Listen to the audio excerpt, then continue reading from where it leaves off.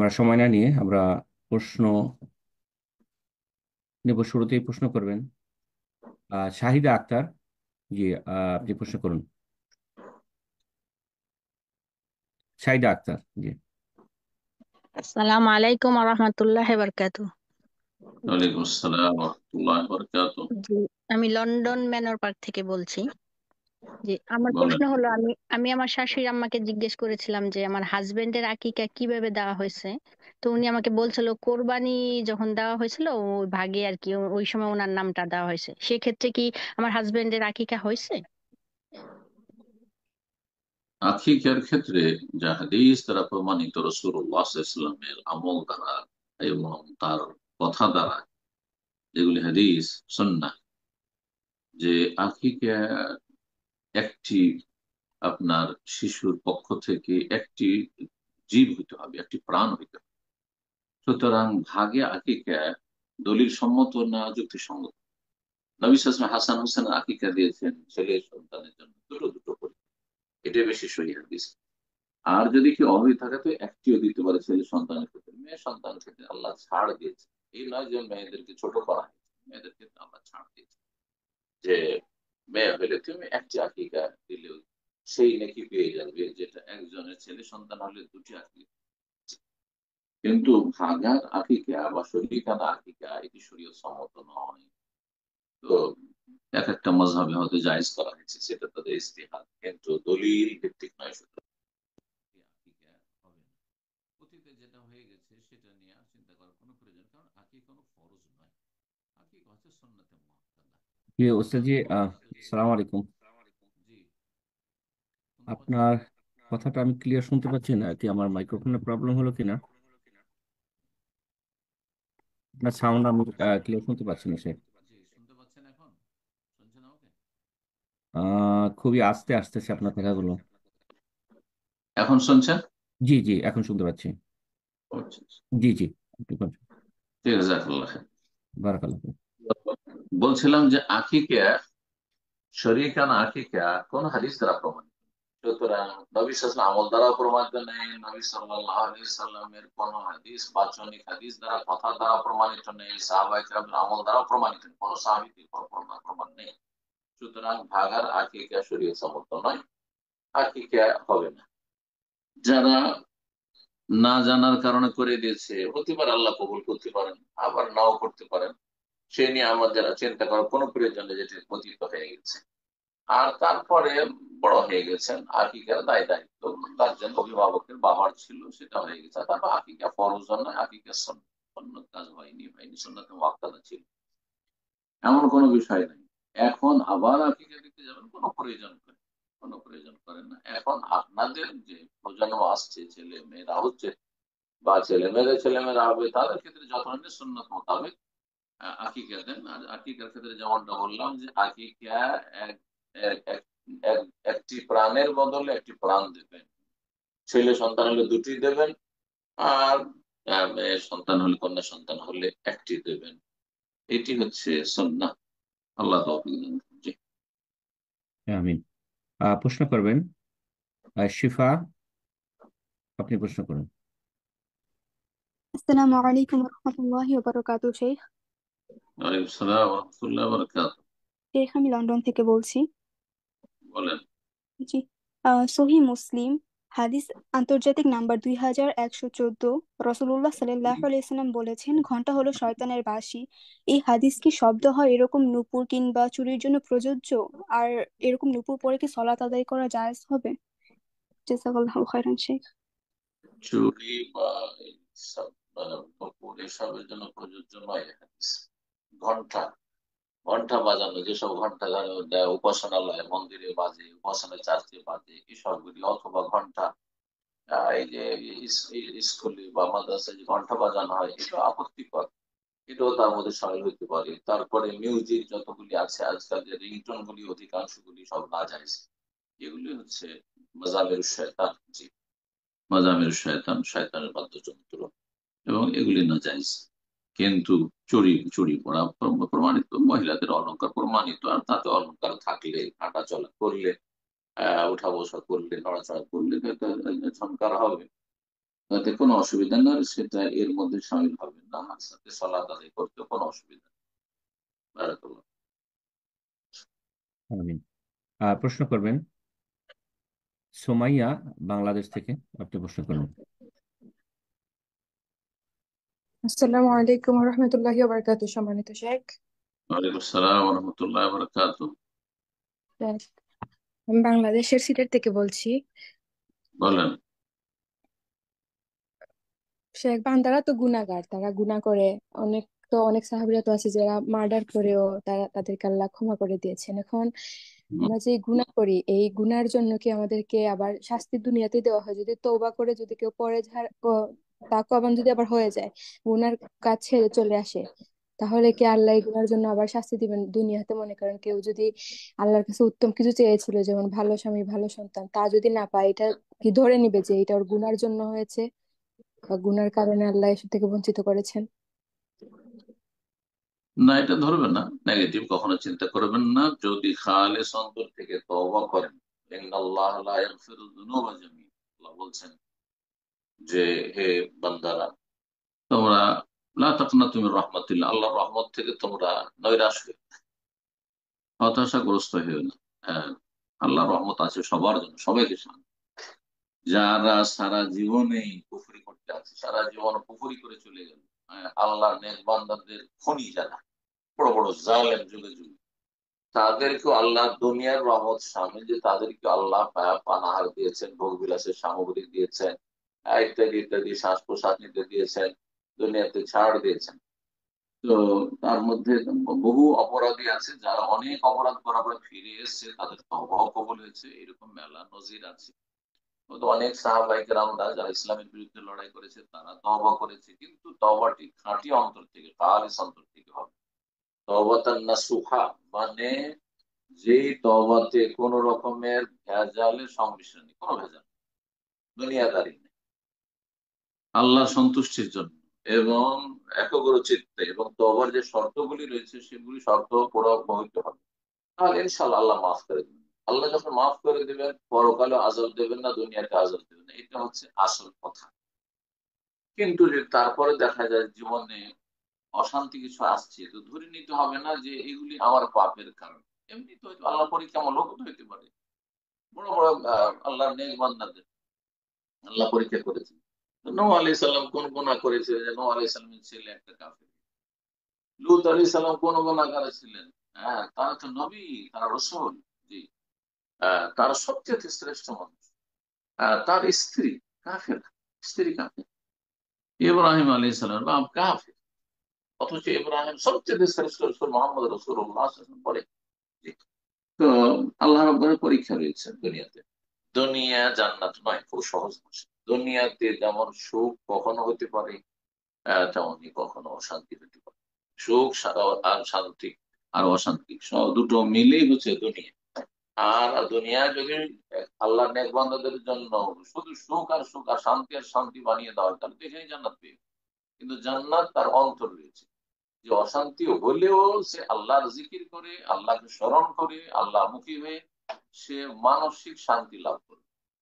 কষ্টের সময় তার সুখ শান্তি রয়েছে। ইন্না আমরাল মুমিনে কুল্লাহু খাইর, নবী সাল্লাল্লাহু আলাইহি ওয়াসাল্লাম বলছেন মুমিনের জীবনের সবকিছুই হচ্ছে কল্যাণ আর কল্যাণ। যদি অশান্তি হয় তাহলে ধৈর্য ধারণ করে, সেটাই তার জন্য কল্যাণ।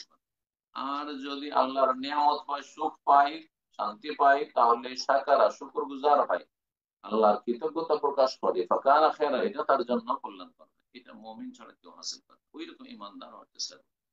দুনিয়াতে কিছু আহ, তিক্ততা থাকে, মিষ্টির সাথে তিক্ততা অবশ্যই থাকবে, দুনিয়াতে সবার জীবনে আছে। জি। আল্লাহ রাব্বুল আলামিন আমাদেরকে সবর করার তৌফিক দান করেন, শুকর করার তৌফিক দান। দুটো কিন্তু আমাদের থাকতে হবে, সবর শুকর দুটোই গুরুত্বপূর্ণ।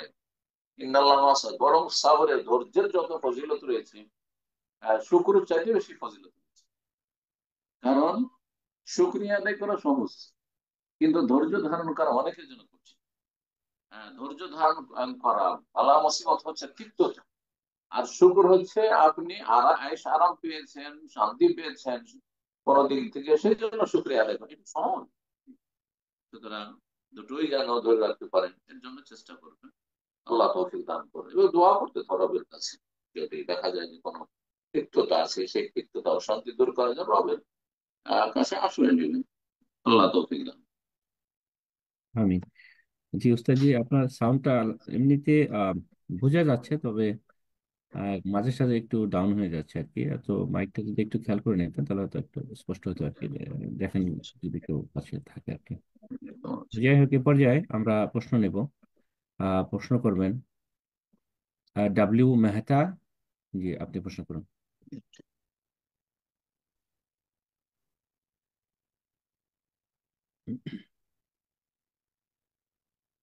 জি, ডাব্লিউ মেহতা।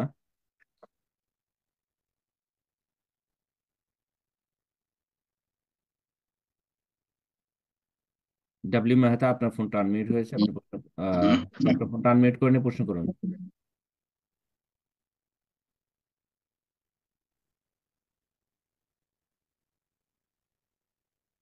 Okay, জি, আপনার ফোন সম্ভবত আপনি জি, আপনি ফোন আনমিউট করে নিন, প্রশ্ন করুন।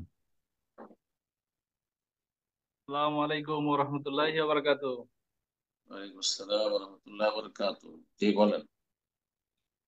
জি শাইখ, আমার প্রশ্ন হচ্ছে যে ইমাম যে ঈদগাহে ঈদের নামাজ পড়ায় আমাদের, জি। তার পেছনে তার পেছনে উত্তর দক্ষিণ বরাবর একটা গলি রাস্তা রয়েছে, হুম হুম এবং এবং একটি বাড়ি আছে, এবং তারপর আপনার এই পূর্ব আর দক্ষিণ কোণ বরাবর, মানে ঈদগাহের পূর্ব আর দক্ষিণ কোণ বরাবর মসজিদটা রয়েছে, মানে একটা বাড়ি আছে তার আগে, আর সরু গলি রাস্তা রয়েছে। তো ওই মসজিদে মেয়েরা মানে নামাজ পড়ে ওই ইমামকে ইমামের ইক্তেদা করে। এখানে নামাজ পড়াটা মানে শুদ্ধ হবে কিনা, এটাই জানতে চাচ্ছিলাম। ইমামের সামনে তো নেই না? না না, ইমামের সামনে না, সামনে না, পেছনে। সাইডে, পেছনে। পেছনে একটু কোণ বরাবর, দক্ষিণ পূর্ব কোণ বরাবর। হ্যাঁ, কিন্তু মাঝখানে বেশি গ্যাপ নাই, সরু একটা রাস্তা এরকম। হ্যাঁ, একটা আর রাস্তা রয়েছে, এবং একটা বাড়ি রয়েছে। আর সেখানে সাউন্ড সিস্টেম পৌঁছেছে, তাই না? হ্যাঁ সাউন্ড যাচ্ছে। হ্যাঁ হ্যাঁ হ্যাঁ, যাচ্ছে। জি। যদিও কাছাকাছি থাকা উচিত, কিন্তু যেহেতু মহিলাদের বিষয় রয়েছে, মহিলারা তো একবারে কাতারে কাতার লেগে থাকবে না, একটু দূরে থাকবে। বড় বিশাল ঈদগাহতেও, সৌদি আরবে বড় ঈদগাহ গুলোতেও মহিলারা একই ঈদগাহে থাকলেও এক কিনারায় থাকে, তার মাঝখানে গ্যাপ থাকে, কিন্তু সেখানে সাউন্ড পৌঁছেছে। তো ইমামকে দেখা বা মুসল্লিদের দেখা শর্ত নয়, হ্যাঁ, যদি সাউন্ড শোনে এবং কাছাকাছি থাকে, বেশি বিচ্ছিন্নতা না থাকে, তাহলে জায়েজ। আর কেবলার দিকে না থাকে, মানে ইমামের সামনের দিকে। যদিও যদি ঈদগাহের ভিতরে এক সাইডে পর্দা করে ব্যবস্থা করা যেত, এটা বেশি ভালো হতো। এটা সন্ন্যাস সম্মত। আল্লাহ তাআলা। এ পর্যায়ে প্রশ্ন করবেন এমডি মনির হোসেন, আপনি প্রশ্ন করুন।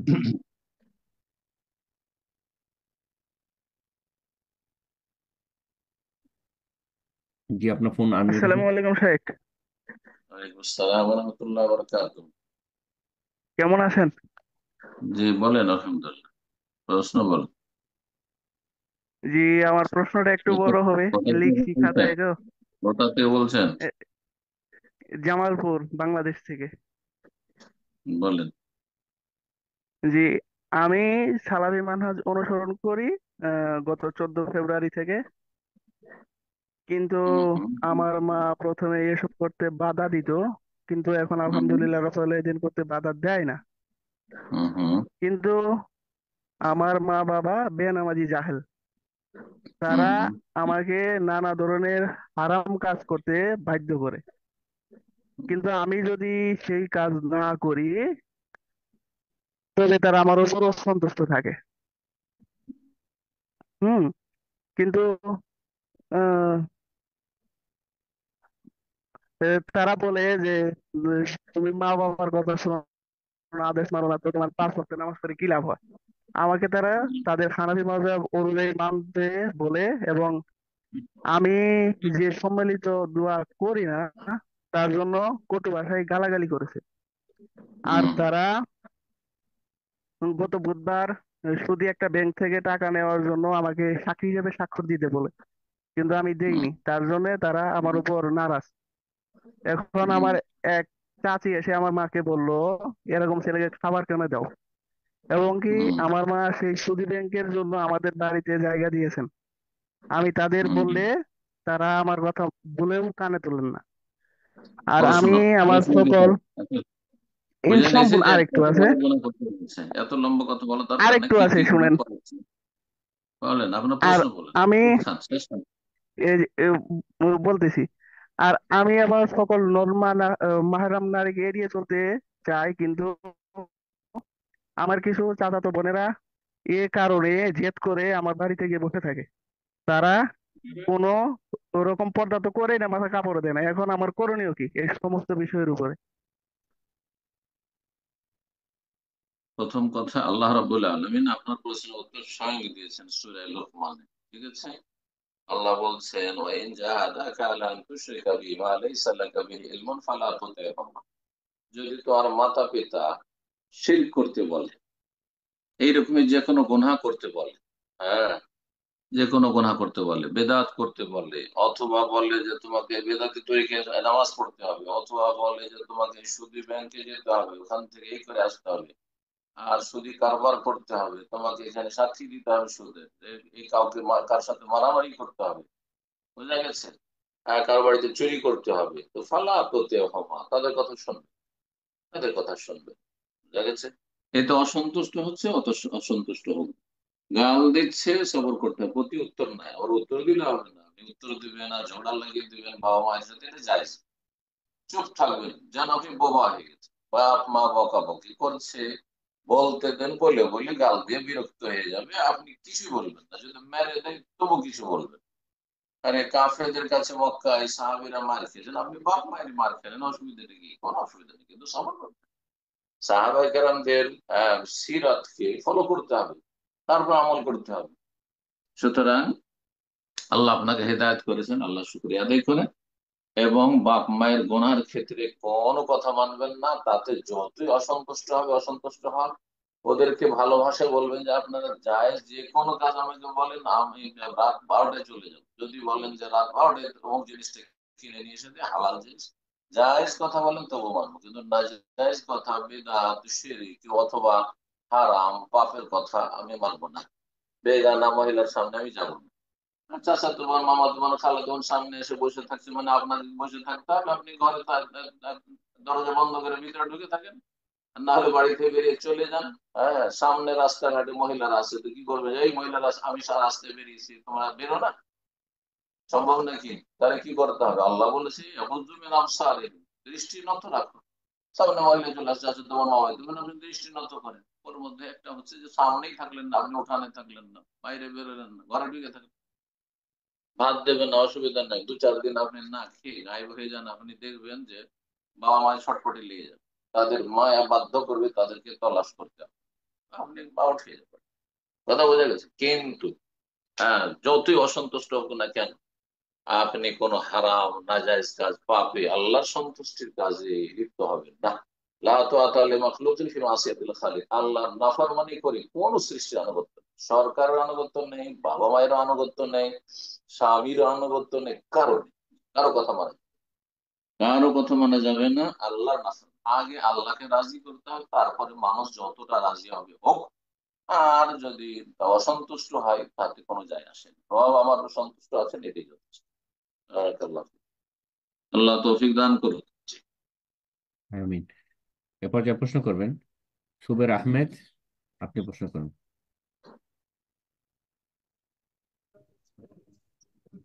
আসসালামু আলাইকুম শেখ। আসসালামু আলাইকুম রহমতুল্লাহ বরকাতু। শেখ, আপনাকে আল্লাহর জন্য ভালোবাসি। আহ, আপনার উপস্থাপক ভাইয়ের কাছে অনুমতি চেয়ে একটু দীর্ঘ, একটু জটিল এবং খুবই গুরুত্বপূর্ণ প্রশ্ন করতে চাচ্ছিলাম শেখ। আশা করি আপনি আপনার যে উত্তরটা সার্বজনীন ভাবে স্বীকৃত হবে ইনশাআল্লাহ। সমস্যা আহ নেই, উত্তর শেখ, দিন, আপনি আমাদের সংক্ষেপে শিখুন। বলেন, কোথাতে বলছেন? হ্যাঁ, জি, একটু বলতে করছি যে আমাদের দেশের রাজনৈতিক, সামাজিক, ধর্মীয়, অর্থনৈতিক বিষয় সবগুলি সম্পর্কে আপনি জানেন। তো আমি একটা বাংলাদেশের প্রেক্ষাপটে আমি একটা ইসলামিক খেলাফতের একটা মডেল, একটা প্রস্তাব মানে বোঝার চেষ্টা করছি। কিছু শাইখ, শোনা গেল আমি না। একটু বলার চেষ্টা করি, সালাম সুদমুক্ত আলাইকুম টেস্ট। শুভ আহমেদ ভাই, আপনাকে আমরা প্রথমত শুনতে পাচ্ছি না। শেখ আপনার সাথে কথা বলছেন, আপনি শুনছেন না। তো আপনার মাইক্রোফোনটা আগে ঠিক করে নিন। আপনার কথাগুলো অস্পষ্ট, এবং চেষ্টা করুন যথাসাধ্য সংক্ষিপ্ত আকারে প্রশ্ন করার জন্য। জি, মাইক্রোফোনটা ঠিক করে নিন। জি। সম্ভবত শেখ ব্রাদার লাইনটা ড্রপ হয়ে গেছে। আমি উনি নেটওয়ার্ক থেকে ওনার প্রশ্ন আমি বুঝে জি। গেছি, বুঝছেন। ওনার প্রথম শুরুতে আমি বুঝে নিয়েছি, তো ওনার উত্তরটা আপনাদের সবাইকে বলে দিই যাতে মানুষ বুঝে নেয়, আর ও যদি শুনে তো শুনে নিক, আর ওই প্রশ্ন আর শোনার কোনো প্রয়োজন নেই। একজন সাধারণ মানুষ বলছে আমি খেলাফতের একটা মডেল তৈরি করেছি, আর আমি তো তৈরি করতে পারবো। খেলাফতের জন্য মডেল তৈরি করবে সরকার, যাকে বলা ক্ষমতা দিয়েছে। হ্যাঁ, কোন আলেম কি করে খেলাফতের, আর কোন একটা সংগঠন কি করে খেলাফতের মডেল তৈরি করবে? এগুলো গড়ার টিম কিছুই না, সেগুলো চরমপন্থা। এগুলো কখনো বাস্তবায়ন হবে না, ফালতু চরমপন্থা অবলম্বন করিয়েন না। যতটুকু ক্ষমতা আছে ততটুকু কাজ করে, তার যদি বড় ক্ষমতা তার যদি করে। ব্যক্তি জীবনের সংশোধনের ক্ষমতা আছে, ব্যক্তি জীবন সংশোধন করবে। আপনার স্ত্রী ছেলে মেয়ে সংশোধন করার ক্ষমতা আছে, অতটা করবে। আপনার দাওয়ার কাজ করার ক্ষমতা আছে, ওইটুকু করেন আপনি। যে যেখানে আছেন আপনাদের দিনের খেদমত করে। আর আদারের ব্যবসায়ী আর যদি উড়োজাহাজের পাইলট হতে চান তো হবে, আর কখনো হবে না। এসব করে লাভ নেই। আল্লাহ হেদায়েত দান করুন। আমিন। এ পর্যায়ে প্রশ্ন করবেন সাবা, আপনি প্রশ্ন করুন।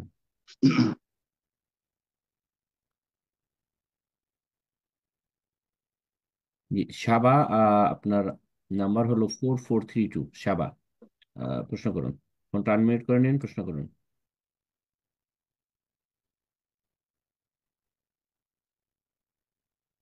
এরপর যে আমরা অন্যকে সুযোগ করে দিচ্ছি, প্রশ্ন করবেন আবুল কাসিম। জি, আপনি প্রশ্ন করুন। আসসালামু আলাইকুম। জি, ওকে। জি, আসসালামু ওয়ালাইকুম আলাইকুম সালাম। শাহেখ, আমি ঢাকা থেকে বলছি। বলেন। জি শাহেখ, আমরা যখন মানে কারো যদি গীবত করি, গীবত করার পর যদি আল্লাহর কাছে পানা চাই এবং আল্লাহকে যদি বলতে থাকি যে হচ্ছে তার নামে গীবত করছি, এবং তার নামে যদি দান সদকাও করতে থাকি, কারণ তাকে যদি আমি বলি যে তার নামে এই কথাটা বলছি, তখন দেখা যাবে যে তার সাথে আমার সম্পর্কটা নষ্ট হয়ে যাবে। তো সেক্ষেত্রে কি এটা ঠিক হবে? জি জি, এর উত্তর অনেকবারই দিয়েছি। যদি কেউ কারো গীবত করে থাকে, কোনো খারাপ কিছু দোষ চর্চা করে থাকে, তাহলে সাধারণত আজকালকার যে মানুষের ইমানের অবস্থা, আমলের অবস্থা, যে দুর্বলতা, তাতে যদি বলা হয় যে ভাই আপনার বা বোন আপনার আমি গীবত করেছি, আপনি আমাকে মাফ করে দিন, তাহলে ও আরো বিদ্বেষী হয়ে যাবে, ভিতর ভিতর শত্রুতা দানা বেঁধে যাবে তার মধ্যে। তো আপনারও গীবত করে বাড়াবে, হ্যাঁ, সে গুনাহে লিপ্ত হয়ে যাবে, অথবা মিথ্যা অপবাদ দিয়ে বাড়াবে, তহমত লাগিয়ে বাড়াবে।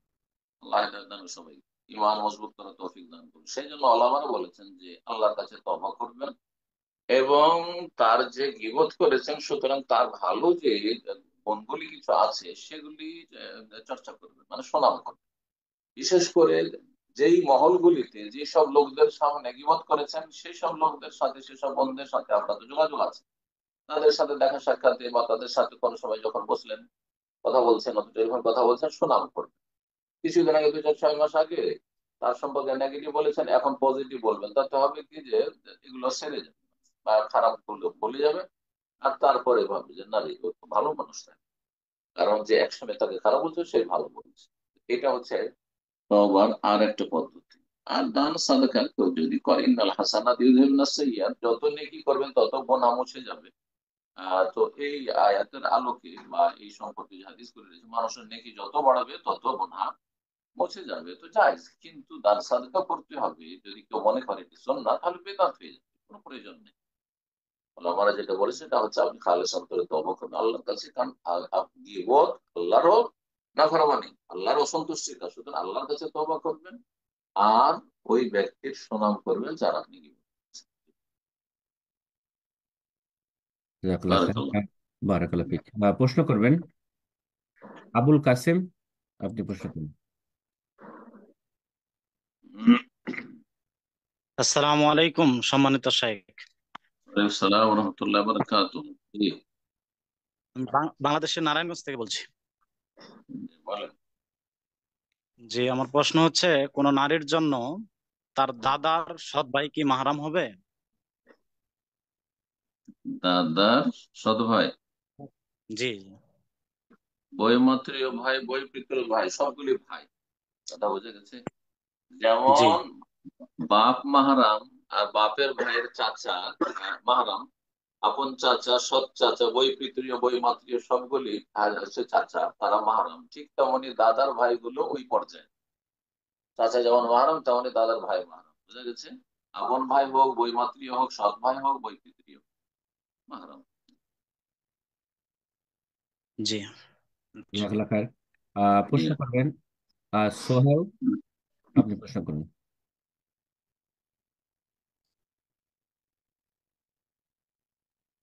অ্যাকচুয়ালি আসসালামু আলাইকুম। জি, ওয়ালাইকুম সালাম রহমতুল্লাহ। শেখ, আমার একটা প্রশ্ন। আমার প্রায় কোথা সব থেকে? সময় আমি ময়মনসিংহ থেকে, আচ্ছা, ময়মনসিংহ বলেন। বাংলাদেশ। আমার সব সময় প্রায় প্রস্রাব জ্বরে, এমত অবস্থায় আমি কি মসজিদে জামাতে নামাজ পড়তে পারবো আর কোরআন স্পর্শ করে তেলাওয়াত করতে পারবো কিনা, এটা জানতে চাচ্ছিলাম। এইরকম রোগীদেরকে বলা হয়েছে যে তারা স্থায়ী, যেহেতু তাদের নাপাকি থাকছে, হ্যাঁ, সুতরাং এই ক্ষেত্রে আজকাল তো আলহামদুলিল্লাহ দুনিয়া উন্নতি করেছে। পাম্পার্স বুঝেন, যে পাম্পার্স গুলো ব্যবহার করে ছোট বেবিদের জন্য, বাচ্চাদের জন্য, বড়দেরও পাওয়া যায়। সেগুলো যদি ব্যবহার করেন তাহলে আমাকে সেখানে পেশাবটা থাকলো, পুরো কাপড়ে ছড়িয়ে গেল না, আপনার শরীরে, রানে বা লেগে গেল না, এটা থেকে বেঁচে থাকতে পারলেন। এটা যদি করতে পারেন, আর্থিক সচ্ছলতা থাকে তো ভালো। আর না হলে আন্ডার প্যান্ট পরবেন, আপনি জাঙ্গিয়া পরবেন। আর উজু করবেন, প্রত্যেক অক্তের জন্য উজু করবেন। প্রত্যেক অক্ত যখন শুরু হবে তখন উজু করবেন, আর উজু করে সালাদ পড়বেন। আর তারপরে উজু করার পরে পরে এই পেশাব বেরিয়ে আসলো, কোনো অসুবিধা নেই। আর তার সাথে চিকিৎসা করান, ডাক্তারের কাছে চিকিৎসা করান এবং রবের কাছে দোয়া করেন শেফার, আল্লাহ শেফা দান। বারাকাল্লাহ। হুম, প্রশ্ন করবেন আব্দুল কাদের, আপনি প্রশ্ন করুন। আসসালামু আলাইকুম। ওয়ালাইকুম আসসালাম বাংলাদেশ রহমতুল্লাহ বরকাত। ভারতের জি, কলকাতা থেকে বলতেছিলাম। বলেন। যে আমার দুটি প্রশ্ন ছিল, যদিও অনুমতি চাচ্ছি যে দুটি প্রশ্ন করার। একটা আগে বলেন। হ্যাঁ, একটা করে প্রশ্ন করুন, কারণ আপনি অনুমতি চাইলে আপনার মতো আরো অনেকে অনুমতি চাবেন, তো প্লিজ আপনি একটা প্রশ্ন একটা তো করুন, বলেন, যদি আগামী বেশি সপ্তাহে গুরুত্বপূর্ণ হবে। বলেন। জি। আচ্ছা, যে রসুল সাল্লাল্লাহু আলাইহি সাল্লামের জীবন দশায় কি কোনো মৃতকে জীবিত করেছেন, এমন কি কে কোনো নবী? সহিহ হাদিস আছে? নবী হ্যাঁ, সাল্লাল্লাহু? আমাদের রসুল সাল্লাল্লাহু আলাইহি ওয়াসাল্লাম। না না, হ্যাঁ কখনো করেন না। এগুলো গুমরাহি কথা, এগুলো কখনো করেন না। হ্যাঁ হ্যাঁ, এই কোন মৃত্যু জীবিত একটা করেন হাদিস না। শুনেছিল, যে বলতেছিল সবাই, যে আমার আম্মু বলতেছিল যে রসুল্লাহ সাল্লাল্লাহু আলাইহি সাল্লাম নাকি শুনছি না। এক সাহাবীর বাসায় খাবার খেতে গিয়েছিলেন, ওখানে দুইজন শিশুকে জীবিত করেছেন। না, এরকম কোনো কাহিনী কিছুই না। দেখা, নবী সাল্লাল্লাহু প্রথম মৃত্যু জীবিত। আর অন্য কেউ হয়ে গেছে না? না, আর কোনো প্রশ্ন আছে? আর এই প্রশ্ন কোনো লাভ নেই। জি, জাজাকাল্লাহ খায়ের। একই এরপর যা প্রশ্ন করবেন বিপ- বিপ্লব হাসান, আপনি প্রশ্ন করুন। জি।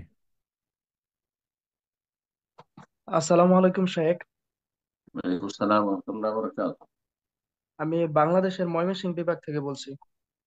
জি, আমার প্রশ্নটি হচ্ছে, এই পৃথিবীতে কার সাথে কার বিয়ে হবে সেটা কি পূর্ব নির্ধারিত? সবকিছু পূর্বনির্ধারিত, খালি বিয়েটাই।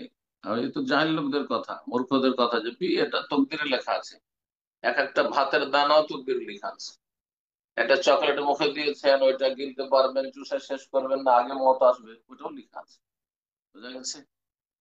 কোনো জায়গায় খাবার দাবার রেডি আছে, যাচ্ছিলেন রাস্তায়, আর তারপরে যেতে পারলেন না, কোনো জায়গায় হোঁচট খেয়ে পড়লেন বা অ্যাক্সিডেন্ট হয়ে গেল, ঘুরে চলে এলেন, ওই যে ওই রুজিটা নেই, সবই লেখা আছে। এক একটা পাতার নড়াচড়া সবকিছু লেখা আছে। ওয়ালা রাতবিন ওয়ালা ইয়াবিসিন ইল্লা ফি কিতাবিম মুবিন। কোন শুকনো, কোন তরতাজা, পৃথিবীতে যা কিছু আছে, শুধু মানুষের তকদির না, সমস্ত সৃষ্টিকুলের লতা পাতা সবকিছু তকদির লেখা আছে, সবকিছু সুপরিমিত। আল্লাযী সাব্বাহ সাব্বিহ ইসমা রাব্বিকাল আলা আল্লাযী খালাকা ফাসাওয়া ওয়াল্লাযী কাদ্দারা ফাহাদা। যিনি সুপরিমিত করেছেন, কাদ্দারা থেকে তকদির। যে ইন্না কুল্লা শাইইন খালাকনাহু বিকদর, আমি প্রত্যেকটি বস্তুকে তকদিরের সাথে সৃষ্টি করেছি সুপরিমিত ভাবে। প্রত্যেক বস্তুর আছে, শুধু বিয়ে শাদী আর খাওয়া দাওয়া চলাফেরা হায়াত মত না, সবই তকদির। বারাকাল্লাহ। আমিন। প্রশ্ন করবেন মনিরা, আপনি প্রশ্ন করুন।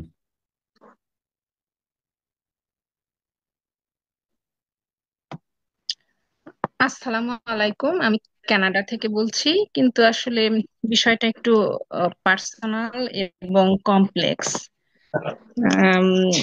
আমরা কয়েক পার্সোনাল বোন হলে, এবং পার্সোনাল যদি হয়, প্রাইভেট যদি হয় তো আপনি ভাইয়ের কাছে, আমাদের ভাই সঞ্চালক যিনি আছেন ওনার কাছে, উপস্থাপক ভাই আছেন, উনি নিউ ইয়র্কে আছেন, ওনার কাছে নাম্বারটা নিয়ে নেবেন, সাফান তারপর যোগাযোগ।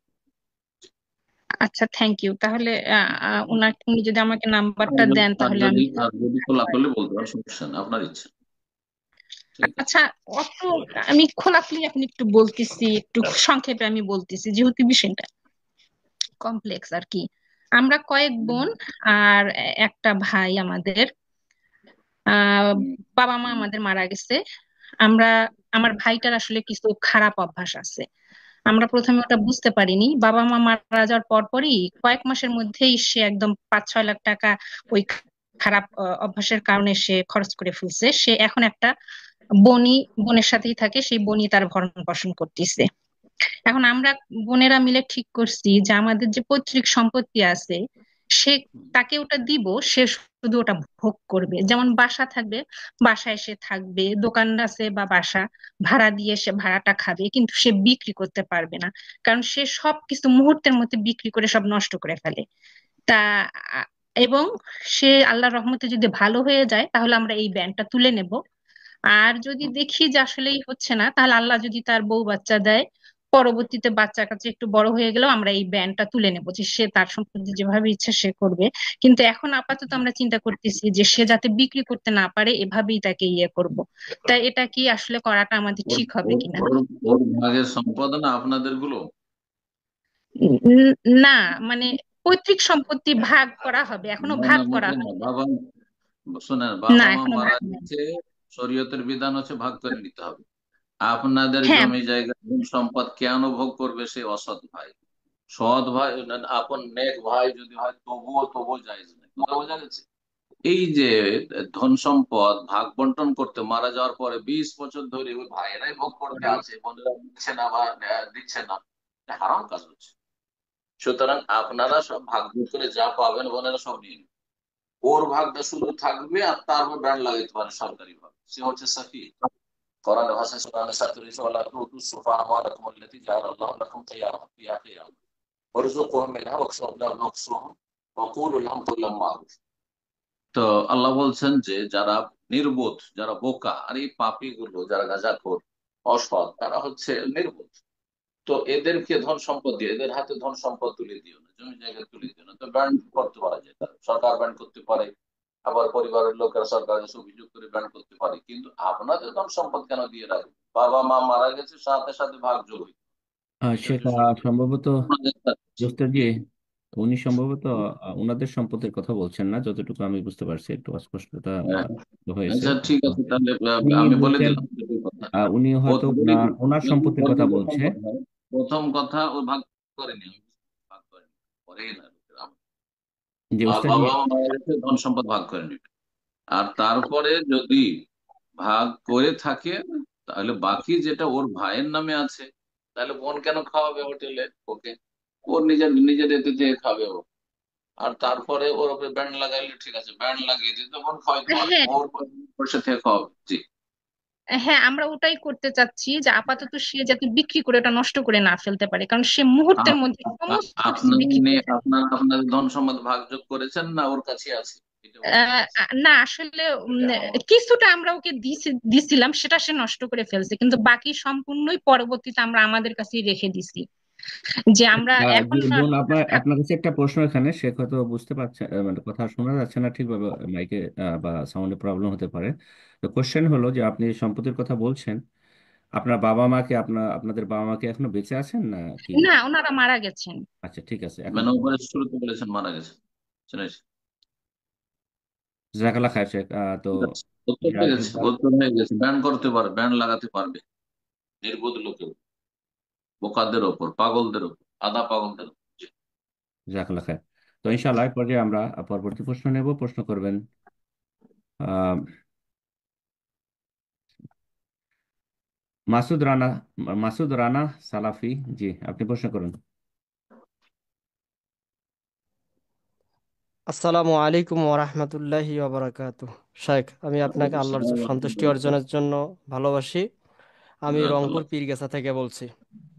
বলেন। আপনি জানেন যে আমাদের বাংলাদেশে বর্তমান প্রেক্ষাপট খুবই দুর্বিহ চলতেছে। কিছুদিন আগে ইসকনের নেতা গ্রেপ্তার হয়, যার কারণে আহ, তাদের উদ্ধারের জন্য আন্দোলন করা হয় চট্টগ্রাম হাইকোর্ট প্রাঙ্গণে। সেখানে আমাদের মসজিদ ভাঙচুর করা হয়। আমাদের একজন ভাই উকিল, উনি এখানে বাধা দেয়। বাধা দেওয়ার কারণে তাকে কতল করা হয়। এখন তাকে অনেকে শহীদ বলতেছে, শহীদ বলে এবং সেখানে তাকে বিনা গোসলে দাফন দেওয়া হয়েছে, কিন্তু জানাজা দেওয়া হয়েছে। এখন এই মতা অবস্থায় শরীয়তের হুকুম কি, এবং তাকে শহীদ বলা যাবে কিনা, এটাই আমার। শহীদ বলবেন আল্লাহ, কথা বোঝা গেছে। শহীদ যারা নবী সাল্লাল্লাহু আলাইহি ওয়াসাল্লামের সাহাবায়ে কেরামগণ সেখানে শহীদ হয়েছেন, বদর ওহুদে, তাদেরকে শহীদ। সুতরাং এই শহীদ বলা যায় না। সার্টিফিকেট দেওয়ার অধিকারটা কি? সার্টিফিকেট দেবেন আল্লাহ রাব্বুল আলামিন বা তার রাসূল সাল্লাল্লাহু আলাইহি ওয়াসাল্লাম। বোঝা গেছে? ওমাইদুরি না সময় তুমি জানলে কি করে যে সে শহীদ? তো এই প্রশ্ন তো 1400 বছর আগে করা হয়েছে। অমায়ুদ্দিন, দেশের মানুষ যারা বলছে শহীদ, তাদেরকে জিজ্ঞেস আল্লাহ কি আমাদের জিজ্ঞেস করে হাসর মাঠে, তুমি কি করে জানলে না শহীদ সে? ঠিক আছে, সে শহীদ হয়তো, কিন্তু দোয়া করেন যে আশা করি আল্লাহ তাকে শহীদ কবুল করুন, আল্লাহ তার শাহাদাত কবুল করুন, কিন্তু বলো সে শহীদ এই সার্টিফিকেট দেওয়ার অধিকার নেই। আচ্ছা, ইউনিভার্সিটির সার্টিফিকেট কোন মূর্খ লোক বা কোন একটা দোকানের ব্যবসায়ী যদি দিতে শুরু করে, সার্টিফিকেটের মূল্য আছে? তো ঠিক তেমনই আজকালকার শহীদের সার্টিফিকেট হচ্ছে কোন দোকানদার ইউনিভার্সিটি, ঢাকা ইউনিভার্সিটি সার্টিফিকেট দিচ্ছে। কথা বোঝা গেছে? ঠিক ওই রকমই, এর এর চাইতে কোনো মূল্য নাই। বাকি কথা হলো যে বিনা গোসলে দাফন করেছে, এটা যায় না, এটা ঠিক করে। বিনা গোসলে শহীদুল মারিকা, শহীদুল মারিকা মানে আল্লাহর কালিমা উঁচা করার জন্য যেখানে লড়াই হবে দুই পক্ষ, সেখানে। এখন যে একজনকে খুন করা হয়েছে, নিরীহ মানুষকে ডাকাতে এসে খুন করে দিয়েছে, বলছে সে শহীদ, সুতরাং তাকে বিনা গোসলে দাফন করে দাও। না না, মোটেই চাই না। বল বুঝেছি। প্রশ্ন করবেন S K, sorry, Sarajul S K. আপনি প্রশ্ন করুন, সিরাজুল এস কে। আসসালামু আলাইকুম রহমতুল্লাহি ওয়া বারাকাতুহু। ওয়ালাইকুম আসসালাম ওয়া রাহমাতুল্লাহি ওয়া বারাকাতুহু। শেখ, আমি জি, কেরালা থেকে বলছি, এখন কেরালাতে আছি। মাশাআল্লাহ, বলেন। সে, উম, এখানে মানে জুম্মার নামাজ আমি কাজের সাইডে থেকে পড়তে যাই। তো সাফি, এখানে মসজিদ সাফি। তো সূরা ফাতিহা ইমামের সাথে সাথে পড়বো আমি, নাকি ইমামের পড়া হয়ে যাবে তারপরে পড়বো, নাকি সূরা ফাতিহা দুবার পড়লে সমস্যা আছে কিনা, এটাই প্রশ্ন না না, করছি। দুবার পড়া যাবে না। সূরা ফাতিহা একবারই পড়বেন, হয় সাথে পড়েন আর না হলে পড়ে নিতে দেন, শুনে নেন, আর তারপরে যখন দলিন আমিন বললেন তারপরে পড়ে, তারপরে পড়তে লাগবেন। ও শুরু করে দিয়েছে, শুরু। ঠিক আছে। আর ও সাফিরা বিসমিল্লাহ উচ্চ স্বরে পড়ে, সেটা সুন্নতের খেলাফ, সেই সুন্নাহ নয়। সঠিক মত হচ্ছে যে বিসমিল্লাহ আস্তে পড়তে হবে, এটাই হচ্ছে শক্তিশালী মত। কিছু হাদিস আছে বা তারা ভুল বুঝছে, কিন্তু সহিহ সুন্নাহ হচ্ছে আস্তে করে বিসমিল্লাহ পড়া। সেটা কোনো যায় আসে না, তাতে কোনো যায় আসে না। তাহলে মাসলা কি মাসলা।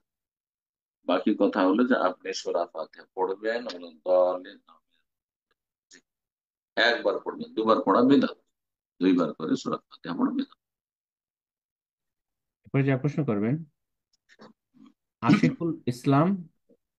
আপনি প্রশ্ন করুন। আসসালামু আলাইকুম শাহেক। আমি আসসালামু আহ, আলাইকুম। আমি বাংলাদেশের খুলনা থেকে বলছিলাম। বলেন।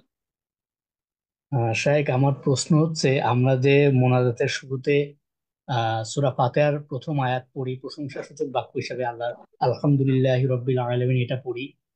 এরপর দুরূদ পাঠ করি এবং শেষেও হচ্ছে দুরূদ পাঠ করি, দুরূদ শরীফ পাঠ করি এবং আল্লাহর প্রশংসাসূচক বাক্য হিসাবে সুবহানা রব্বিকা রব্বিল ইজ্জাতি এগুলো পড়ি। আমার প্রশ্ন হচ্ছে, দুরূদ পাঠ করার পূর্বে, আল্লাহর প্রশংসাসূচক বাক্য পড়ার পূর্বে কি আমাদের আউযুবিল্লাহ এবং বিসমিল্লাহ পড়তে হবে? পড়া কি জরুরি? দোয়াতে দোয়াতে যে দোয়ার তাই না? পূর্বে আর কি, দুরূদের পূর্বে এবং সূরা আপনার প্রশ্ন ফাতিহার দোয়া প্রথম আয়াতের সম্পর্কে, তাই পূর্বে। না? শুনছেন না মানে আমরা ভাই? যখন হাত তুলে দোয়া করি তার শুরুতে যখন আল্লাহর প্রশংসাসূচক বাক্য পড়ি এবং দুরূদ পাঠ করি, এরপরে এগুলোর পূর্বে আউযুবিল্লাহ বিসমিল্লাহ বলছি, পড়বো। আপনার কথা প্রশ্ন বুঝে নিয়েছি। আপনি দোয়া করছেন দোয়াতে, তাই না? জি জি জি। জি জি, দোয়াতে আউযুবিল্লাহ বিসমিল্লাহ পড়া জায়েজ নয়। দোয়াতে আউযুবিল্লাহ বিসমিল্লাহ কেন পড়বেন? সূরা ফাতিহা সেই জন্য আল্লাহর গুণগান করছেন, তখন আপনি তেলাওয়াত করছেন, তেলাওয়াতের জন্য। ফাইযা কারাআতাল কুরআন ফাসতাইয বিল্লাহি মিনাশ শাইতান। আল্লাহ বলছেন যখন কোরআনের তেলাওয়াত করবে তখন আউযুবিল্লাহি মিনাশ শাইতানির বলবে। আর এমনি কোরআনের আয়াত দিয়ে দোয়া করছেন, রব্বানা আতিনা ফিদ দুনিয়া হাসানাহ, সেজন্য আউযুবিল্লাহ বিসমিল্লাহ, অথবা আল্লাহর প্রশংসামূলক বলছেন আলহামদুলিল্লাহি রাব্বিল আলামিন আর রহমানির রহিম মালিকি ইয়াউমিদ্দিন।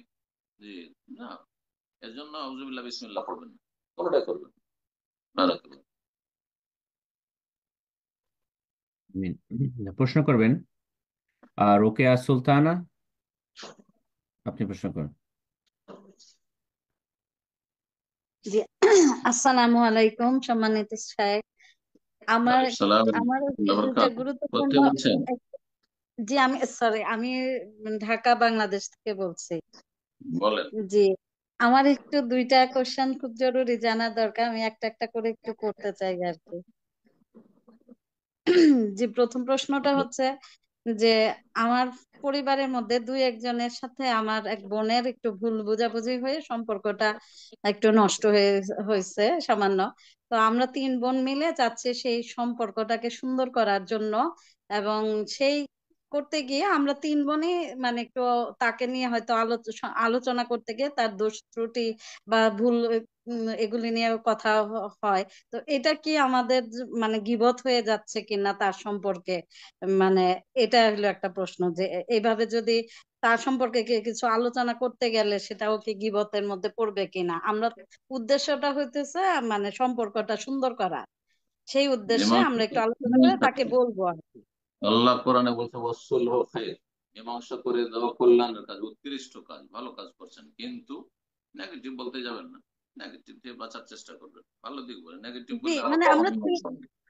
যে আমরা তিনজনই এটা আলোচনা তিনজনই সম্বন্ধে মানে পরামর্শ নেওয়ার জন্য শুধুমাত্র হ্যাঁ হ্যাঁ, আলোচনা করছি। ঠিক আছে ঠিক আছে, জায়েজ আছে, জি প্রয়োজন হলে আর জায়েজ আছে, বিনা প্রয়োজনে নয়। জি আচ্ছা, আরেকটা প্রশ্ন হচ্ছে আমাদের আরেক আত্মীয় মানে তারা মানে ওই যে বাচ্চা হওয়ার পরে সাতশা এগুলি মানে বিধর্মীয় আচার আচরণ করার অনুষ্ঠান করতেছে। এখন আমাকে দাওয়াত দিয়েছে, আমি সেটা অ্যাভয়েড করতে চাচ্ছি। সেটার জন্য আমার উত্তম পন্থাটা কি হবে? না যেয়ে করা, আর সাথে আমি দাওয়াতও দিতে চাচ্ছি, সেটাকে না যেয়ে উত্তম হবে নাকি যে দাওয়াত দেওয়া, মানে এটা উত্তম পদ্ধতিটা কি হবে? আমি এটা অ্যাভয়েড করতে যেতে না, চাচ্ছি যাবেন না না, আর কি। বেদাতি মজলিসে যাওয়া যায় হারাম, বেদাতি অনুষ্ঠানে যাওয়া হারাম, ওখানে গিয়ে দাওয়াত দিতে হবে। না, অন্য সময় দাওয়াত দিবেন, অন্য সময় দাওয়াত দিবেন, যখন বেদাত ওদের করা শেষ হয়ে যাবে তারপরে যাবেন, অথবা তার আগে চলে যান, এখন যান, গিয়ে বলে আসেন যে এগুলো জায়েজ নাই। আর আপনার হয়তো শুনবে না, আর শুনলেও শুনুক আর না শুনুক, আপনি তাকে নসিহত করে দিন। আর ওই সেই বেদাতি অনুষ্ঠানে খাবেন, আবার বলবেন যে না না এটা ঠিক নয়, না মোটেই না, জায়েজ নয়, আপনি গোনায় শরীক হবেন না। না হলে তাদের গুনাতে, তাদের জুলমে, তাদের সীমা লঙ্ঘনে, আল্লাহর অসন্তুষ্টিতে শামিল হবেন আপনি। আল্লাহ কোরআনে কারীমে এই মর্মে দুটি আয়াত রয়েছে, তাতে বলেছেন ফালা তাখুদ বা'দা যিকরা মা'আল কওমিজ জালিমিন।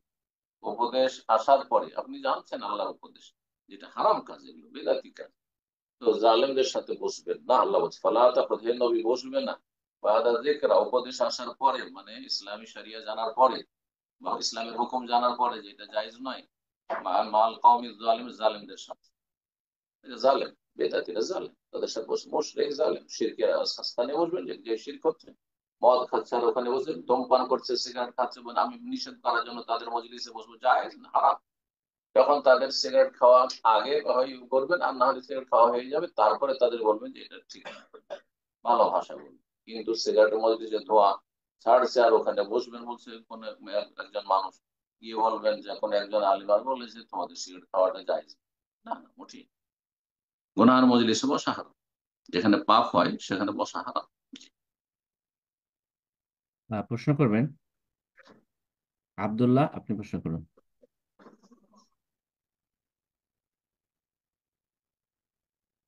শেখ আসসালামু আলাইকুম রহমতুল্লাহ। ওয়ালাইকুম আসসালাম ওয়া রাহমাতুল্লাহি ওয়া বারাকাতুহু। শেখ, জি বগুড়া, বাংলাদেশ। বলেন। আমার প্রশ্নটা হলো এই যে ফিতনাতুল তাকফির, মানে যে কাফের বলার এই এই হাদিসের অনুকূলে যদি জি কেউ কাউকে যদি কাফের বা মুনাফিক বলে ফেলে কোনো মুসলিম ভাইকে, কি এটা সে যদি ভুল বুঝতে পেরে যদি তওবা করে আল্লাহ সুবহানাহু ওয়া তাআলার কাছে, তাহলে কি মাফ পাওয়া যাবে? আর আরেকটা হলো মানে তওবা আমি করলে যে সংশোধন হয়ে গেল, তওবা করলে ফিরে হ্যাঁ, চলে আসবে ফিরে। তওবা করা মানে এই যে বলার পরে আমার কি মানে অতীতের মানে যে এটা বলবে অতীতের আমল কি তার ধ্বংস হয়ে যাবে, এরকম কি কোনো কিছু, না শুধু বললাম তো, তওবাই যথেষ্ট? তওবা করলে সংশোধন হয়ে যাবে। খালে সন্তর থেকে তওবা করবে, তওবার শর্তগুলি পুরা করবে, আগামী তারিখ পাওয়ার করবে না।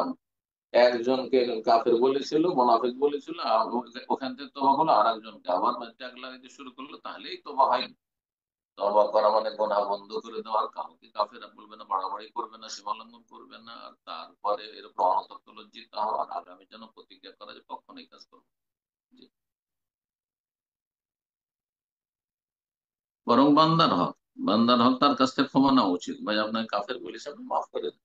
কিন্তু এটা বলা যদি তার ক্ষতি দেখে যে না, আরো সম্পর্ক খারাপ হয়ে যাবে, তাহলে তার সুনাম করবে যে না সে ভালো করে, যেমনটা বললাম। কি বলবেন জাজাকাল্লাহ খাইর। বলবেন। জি, এরপর যা প্রশ্ন করবেন এমডি রোমান ইসলাম। জি, আপনি প্রশ্ন করুন।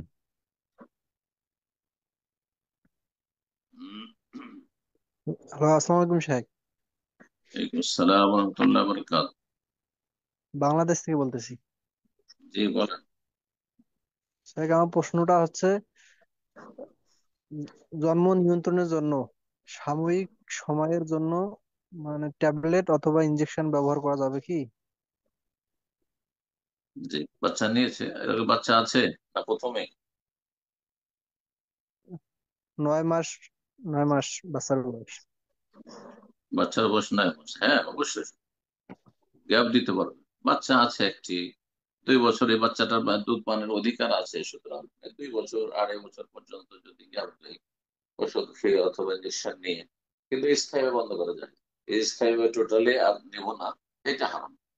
বাকি যায় আছে গ্যাপ, 2 বছর 3 বছর 4 বছর কেউ যদি করে কোনো অসুবিধা নেই, যায় গ্যাপ দেওয়া যায় যাচ্ছে। শুধু বেশি বেশি সন্তান নেওয়া ফরজ নয়, বেশি বেশি সন্তান নেওয়া হচ্ছে উত্তম মুস্তাহাব।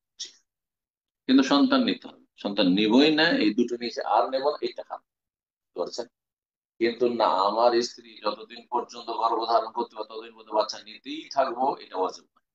মশলাটা জেনে নিতে হবে, এটা অনেকে বুঝেন। অনেকে যে না না না আপনি কেন এই করছেন, না কারো হয়ে গেছে 5টা 7টা 9টা 10টা হয়ে গেছে, আর নেবেন না। আরো হয়তো বাচ্চা দেওয়ার মতো ক্ষমতা আছে স্ত্রীর, মানে ওইরকম ব্যবস্থা আছে তাদের মধ্যে, শারীরিক অবস্থা। তো যদি মনে করে যে আর বয়স হয়ে গেছে শরীর, আর না আর বেশি বাচ্চা তেমন না, বা একটু গ্যাপ দিয়ে দিয়ে নেব, জায়েজ আছে, জায়েজ আছে। বারাকাল্লাহ। আমিন। প্রশ্ন করবেন মিনাজুল হক। জি, আপনি প্রশ্ন করুন। মিনাজুল, জি মিনাজুল হক, জি।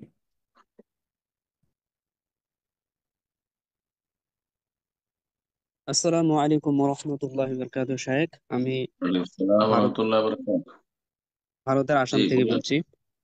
শেখ, আমার দুটো আসসালাম। প্রশ্ন ছিল। প্রথম প্রথম প্রশ্নটা হলো যে আমি মাঝে মাঝে মানে প্রশ্ন 3 মাস ব্রাদার, 6 মাস পর। শুরুতেই বলে দিচ্ছি, একের অধিক কোনো প্রশ্ন করার সুযোগ আর নেই। আমি আপনাদেরকে অনুরোধ করছি, বিনীত অনুরোধ, অনেক ভাইরাস আমাদের লাইন আছে। আছেন প্রোগ্রাম আমাদের ঠিক ইস্তেমালে হলো একটা করে প্রশ্ন, ইনশাআল্লাহ পরবর্তী প্রোগ্রামে প্রশ্ন করবেন। জাযাকাল্লাহ খাইর, একটা প্রশ্ন করুন। ঠিক আছে। যে শেখ, আমি মাঝে মাঝে আমার মুম্বাই যেতে হয়। মুম্বাইতে আমি যে জায়গাটায় থাকি সেটা হলো পারেল। মানে ওখানে বেরলভী আকীদার মানুষগুলো বেশি। এবং আমি যে মসজিদগুলোতে সালাত পড়েছি, ওখানে বেশিরভাগই মানে বেরলভী ইমাম থাকে। এবং ওখানে একটা করে মসজিদের মধ্যে 4টা 5টা করে কবরের বেশি থাকে। এখন আমার প্রশ্নটা হলো, শায়েখ, আমি বেরলভী যে ইমাম যিনি আছে তার মানে আমি আমি যে এখন আমার ওখানে সফরে যাই, কিন্তু সফরে আমার কোনো নির্দিষ্ট টাইম থাকে না। মানে আমি ডাক্তারকে দেখাতে দেখাতে, চেক আপে দেখাতে দেখাতে অনেক সময় এমন হয়ে যায় 2 মাসও লাগতে পারে, আবার 10 দিনও লাগতে পারে, 15 দিন, মানে নির্দিষ্ট কোনো টাইম নেই। তো এখন আমার প্রশ্নটা হলো যে আমি যে যে মসজিদ গুলোতে সলাৎ পড়ছি, তো বেশিরভাগই ওখানে ইমাম গুলো হলো বেরলভী আকীদার, এবং আমি তার পিছনে কি সলাৎ পড়তে পারবো? কারণ যেহেতু হাদিসে বলা হয়েছে যে তোমরা জামাতে সলাৎ পড়ো, তো সেই ক্ষেত্রে আমি কি করব? এবং যে হুম প্রশ্ন এবং হয়ে গেছে। এবং এর আর একটা, মানে এটাই যে, এবং এর পাশাপাশি তো তারা যে প্রকাশ্য যেগুলো শিরিক করছে, তো এখন আমি যদি মানে মানে যদি একালকায় যদি আমি জামাত করতে চাই, তো আমাকে একালকা জামাত করতে দিবে না, কারণ ওরা যে কোনো সলাতে ওরা খুব লেট করে পড়ে, মানে একদম শেষের, মানে ওয়াক্ত শেষে শেষে পড়ে। তো সেই ক্ষেত্রে আমি জামাতে পড়তে, মানে একালকায় যদি জামাতে পড়তে চাই 2 জন 3 জন নিয়ে, তো ওরা ওরা সে তেমন একটা সুবিধা দেয় না, বলে যে জামাত হবে না, যতক্ষণ আমরা পড়বো না ততক্ষণ, তার আগে হবে না। তো এই ক্ষেত্রে আমি কি করতে পারি এখন? আপনি কেন বা ওখানে বাসা, আপনি হোটেল নিচ্ছেন বা বাসা ভাড়া নিচ্ছেন, কেন ওই এলাকায় নিবেন যে এলাকায় শিরকি আকীদার লোক থাকে? অন্য এলাকায় নেন। আপনার হাসপাতাল যেতে হবে, আপনার গাড়ি খরচ একটু হবে, হয়তো অন্য এলাকায় নেন। জরুরি নয় যে সেই এলাকায় নিতে হবে। আপনি বোম্বাই গিয়ে আপনি মদনপুরা এলাকায় নেন, আপনি ভিওয়ান্ডিতে নেন, আপনি মেলা জায়গা আছে সালাফি এলাকা, সেই আকীদা কোরআন সুন্নাহর অনুসারী রয়েছে, সেসব এলাকায় নেন। মোমিনপুরা আছে, মেলা জায়গা আছে, মেলা জায়গা আছে। এটা জাযাকাল্লাহ। মোটেই ওজন নয়, এটা আপনার মোটে ওজন নয়। আর ওই এরকম মসজিদে জায়েজ নাই, যারা তো শিরকি আকীদা রাখে তাদের পিছনে সালাত পড়া জায়েজ নাই। নিরুপায় যদি হন যে না, আমি অন্য জায়গায় হোটেল পাচ্ছি না, অথবা সেখান থেকে আসা যাওয়া আমার জন্য কষ্ট করে, যে হাসপাতালে, এটা হাসপাতালের কাছে, তাহলে আপনি ঘরে নামাজ পড়ুন। কিন্তু এদের পিছনে নামাজ পড়ে যাবে। জাযাকাল্লাহ খায়ের শেখ। তো আপনার কথাগুলো একটু অস্পষ্ট ছিল, তো তাহলে সেই ক্ষেত্রে কি করবে, ঘরে পড়ে নেবে না কি বলছেন বুঝিয়ে? বলছিলাম যে অনেক এলাকা আছে যে এলাকাতে কোরআন সুন্নাহর অনুসারীদের মসজিদ রয়েছে, আহলে হাদিসদের মসজিদ রয়েছে, অথবা দেওবন্দীদের মসজিদ রয়েছে কমপক্ষে। হ্যাঁ, বহু আছে। জরুরি নয় যে ওই এলাকাতে গিয়ে তাকে বাসা ভাড়া নিতে, বুঝতে পারছেন? সে অন্য জায়গাতে বাসা ভাড়া নিবে।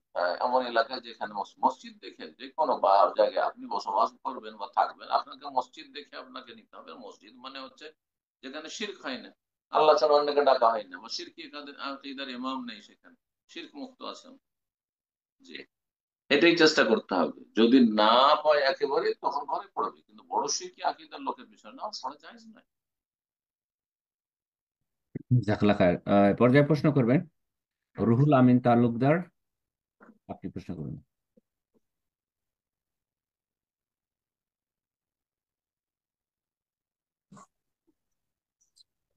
হ্যালো, আসসালামু আলাইকুম শেখ। আসসালামু আলাইকুম ওয়া রাহমাতুল্লাহি ওয়া বারাকাতুহু। জি, শেখ, আমি আয়ারল্যান্ড থেকে বলছিলাম, রুহুল আমিন বাদার। বলো। জি শেখ, আপনি লন্ডনে আসছিলেন, আপনার সাথে দেখা করতে পারি নাই, অনেক ইচ্ছা ছিল দেখা করা। যাই হোক, ইনশাআল্লাহ আগামী দেখা। ইনশাআল্লাহ। আমি যখন সহিহ আকীদা বুঝতে শিখছি, আসলে আপনার কাছে মাপ চেয়ে নিব প্রথমেই। চাইছিলাম আপনাকে সরাসরি বলবো, কিন্তু সুযোগ হয় নাই, ইউনিভার্সিটি গুলো ছিল এই জন্য। 2013-14 দিকে আপনাকে, আপনার যখন বক্তব্য শুনতাম, তখন অনেক খারাপ কথা আপনার নামে বলছি। এই জন্য চাইছিলাম যে সরাসরি আপনার কাছে মাফ চেয়ে নিব, মাফ করে দিন। আল্লাহ তওবার তৌফিক দিয়েছে, সংশোধনের তৌফিক, আল্লাহ শুকরিয়া আদায় করেন। আলহামদুলিল্লাহ। ইনশাআল্লাহ কাফারা হয়ে যাবে ইনশাআল্লাহ। এখন আমার প্রশ্নটা আমি হচ্ছে, আমি আর রসুলগণ গাল খেয়েছেন, আমি এগুলো তো কোনো চিন্তাই করিনি। না, চাইছিলাম যে সরাসরি যাতে আপনাকে আপনার কাছে মাফ চেয়ে নিব যখন দেখা হবে আর কি। অসুবিধা নেই ইনশাআল্লাহ, পারি নাই। গাফার আল্লাহ। আচ্ছা, এখন প্রশ্নটা হচ্ছে, আমিন। এই আমার প্রশ্নটা হচ্ছে, আমি ইউনিভার্সিটি যখন ক্লাস করি, তখন ওই ইউনিভার্সিটির ওই পরিবেশটা হচ্ছে ওইখানে, মানে মসজিদ তো নাই, মসজিদে ওইভাবে নামাজ পড়ার ব্যবস্থা নাই। তো আমি যখন নামাজ পড়ি, তখন ধরেন যখন এই রৌদ্র হয় বা ওয়েদারটা ভালো হয়, তখন আমি বাহিরে, আমার কাছে সাথে আমার গাড়িতে সবসময় জায়নামাজ থাকে, আমি বাহিরে নামাজ পড়ি। তো যখন বৃষ্টি হয়, তখন অনেক সময় গাড়িতে আমার নামাজ পড়তে হয়, কারণ ওইখানে তো পরিবেশ নাই নামাজ পড়ার। তো এইটা কি ট্রাই করতে হয়, বিশেষ করে জোহর আর আসর। আর আমার ওইখান থেকে মসজিদটা হচ্ছে 7 কিলোমিটার দূর আমার ইউনিভার্সিটি থেকে। তো এইটা কি ঠিক হচ্ছে, বা এটা কি পড়ার ইয়েটা? হোস্টেলে থাকেন না বাসা ভাড়ায় থাকেন? না না, আমি আমার ফ্যামিলি নিয়ে বাসা এইখানেই থাকি। ওই আমার বাসা থেকে এই ইউনিভার্সিটি হচ্ছে 35-40 কিলোমিটারের মতো, 35 কিলোমিটার মতো। তো আপনি এমন জায়গায় বাসা যখন ভাড়াই নিচ্ছেন, তো এমন জায়গায় বাসা নেবেন যেখানে মসজিদ আছে। আসলে এখানে আয়ারল্যান্ডে তো বাসা পাওয়া যায় না, আপনি 2 বছর ধরে খুঁজতেছি, মানে বাসা ভাড়াই পাওয়া যায় না, এখানে আল্লাহ অনেক। সহজ করুন, আল্লাহ সহজ করুন। ওইরকম জায়গায় আপনি লেখাপড়া শেষ হয়ে গেলে আর থাকবেন না। ওই যেখানে মসজিদ নেই, জুমা নেই, জামাত হয় না, সেখানে থাকা জায়েজ না মুসলিম। মুসলিম দেশে থাকলেও এমন জায়গায় থাকতে হবে যেখানে জুমা জামাত হচ্ছে, বুঝতে পারছেন? জুমা পড়তে পারছেন আর জামাত করতে পারছেন, মসজিদে হাজির হইতে পারছেন। বারাকাল্লাহ, আল্লাহ তৌফিক দান করুন ইনশাআল্লাহ। আর গাড়িতে যদি বৃষ্টির সময় দেখেন যে কোনো বারান্দায় পড়ে নিতে পারবো, কোনো জায়গায় এমন জায়গায় পড়ে নিতে পারবো যেখানে হয়তো বৃষ্টিতে বাঁচতে পারবো, তাহলে ঠিক আছে, আর না হলে জায়েজ আছে। করলাম নিরুপায় হলে জায়েজ আছে অক্ত পার হওয়ার আগে। কিন্তু অক্তের ভিতরে ধরেন আপনি চলে আসবেন বাসাতে, অথবা কোনো এমন একটা জায়গাতে যেখানে আপনি আহ গাড়ি থেকে নামাজ সালাত আদায় করতে পারবেন, তাহলে গাড়িতে নামাজ হবে। জাজাকাল্লাহ খায়ের। সম্মানিত দিনী ভাই ও বোনেরা, আমাদের অনেক সময় হয়ে গেল। আজকে আমরা শেষ করতে যাচ্ছি, সর্বশেষ প্রশ্ন নেব আজকে, যার মাধ্যমে আমাদের আজকে প্রোগ্রাম শেষ হবে। আর আমরা অ্যানাউন্সমেন্টে জেনেছি যে আগামী আগামী 2 সপ্তাহ হচ্ছে আজকে এবং আগামী সপ্তাহে আমাদের সকালেই প্রোগ্রাম হবে সকাল 9টায়। তার পরবর্তীতে আমরা আমাদের ইউজুয়াল টাইমে ব্যাক করবো ইনশাআল্লাহ। তো আমরা বাংলাদেশ টাইমটা বলে দেন তার সাথে। বাংলাদেশ টাইম হচ্ছে 8:30 জি নাকি 8টা বা 8:30? 8টায় জুম করবে, বাংলাদেশ টাইমটা বলে দেন, বেশি ভালো হবে। জি বাংলাদেশ টাইম, জি যেটা হচ্ছে আমাদের এখানকার জুম ওপেন করা হয় আপনার ওপেন 9টার সময়, যেটা বাংলাদেশ টাইম 8টায়। আর মেন প্রোগ্রাম শুরু হবে 9:30টায়। যারা প্রশ্ন করবেন তারা শুরুতে আসবেন সাড়ে 9টা। আটটায় 8:30টায় শুরু হবে। জি জি 8:30 হবে, জি ইনশাল্লাহ। তো যাই হোক, আমাদের সর্বশেষ প্রশ্ন নিচ্ছি আজকে। প্রশ্ন করবেন শফিকুল ইসলাম, আপনি প্রশ্ন করুন।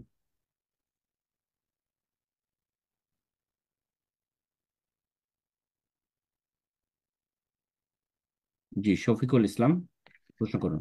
আসসালামু আলাইকুম। আসসালামু আলাইকুম ওয়ালাইকুম সালমান আসসালাম ভাই। ওয়া রাহমাতুল্লাহি ওয়া বারাকাতুহু। জি। জি, আমি আসামের ধুবড়ী জেলা থেকে বলছি। হুম, বলেন। আমার আমার প্রশ্নটা হচ্ছে হানাফি, আমার এখানে সবগুলা হানাফি মসজিদই হয়। তো এখানকার মসজিদে যেটা দেখা যায় যে পেশাব পায়খানার মানে রুমে আর কি, তো টয়লেটের মধ্যে এটা কুলুপ ব্যবহার করা হয়, একটা পানির ব্যবস্থা আছে, তথাপি কুলুপ দিয়ে ভর্তি থাকে, কাপড়ের টুকরো, তারপর ঢেল, ইটাবালি। তো এগুলো কি পানি থাকা সত্ত্বেও কি ব্যবহার করতে হবে, না দরকার নেই? না না, এটা এটা একটু বেদাত সব। বিস্তারিত জানাবেন এই স্যার। যে পানির সাথে কুলুপ করা আর বাথরুমকে খারাপ করে দেওয়া, এটা বেদাত। দুটো জমা করার কোনো সহি হাদিস নেই। কোন সাহাবী অথবা নবী সাল্লাল্লাহু আলাইহি সাল্লাম পানীয় ব্যবহার করছেন আর ঢিলা কুলুপ ও পাথরও নিচ্ছেন, এর কোনো প্রমাণ নেই সহি হাদিস। একটি হাদিস আছে জয়ীফ আহলে কোবার সম্পর্কে, কিন্তু হাদিসটি সহি না, কোন হাদিস নাই। নবী সাল্লাল্লাহু আলাইহি ওয়াসাল্লাম আমল দ্বারা প্রমাণিত। সাহাবা কেরামদের আমল এরকম ছিল না যে পানির সাথে একটু টিস্যু, আজকালকার টিস্যু নিয়ে যাচ্ছে আজকাল কিছু ভদ্রলোকেরা, বেদাতিরা। আর তারপরে ইন্ডিয়া বাংলাদেশে তো ঢিলা কুলুপ, আগে ঢিলা নিয়ে গিয়ে বাথরুমে বন্ধ করে দিচ্ছে। এগুলো নাজায়েজ কাজ করছে সব, যে বেদাতে, এটি জায়েজ না। আপনি করবেন না এটা। বারাকাল্লাহ ফিক। হ্যাঁ, জাজাকাল্লাহ খায়ের শেখ। তো আজকে এখানে শেষ করা যাক, দোয়া করে শেষ করবেন ইনশাআল্লাহ। জাযাকুমুল্লাহ খাইর। আপনারা শুনলেন ইনশাআল্লাহ যে আগামী সপ্তাহটা আমাদের প্রোগ্রাম থাকবে নিউ ইয়র্ক টাইম, মানে ইউএসএ টাইম হচ্ছে সকাল 9টা, সকাল 9টা হচ্ছে। আর সৌদি আরব টাইম হবে 9টা, মানে 9:30, 9:30 শুরু হয়, মূল আলোচনা শুরু হবে 9:30। আর সৌদি আরব টাইম 5:30 হবে। আর ইউকে টাইম হবে 2:30। আর ভারত টাইম হবে আপনার 8টা। আর বাংলাদেশ টাইম হবে 8:30। এ হচ্ছে সংক্ষেপে আগামী সপ্তাহের প্রোগ্রাম। তারপর ইনশাআল্লাহ তাআলা আমাদের যে ছিল টাইম টেবিল, সেটাই আমরা ফিরে আসবো।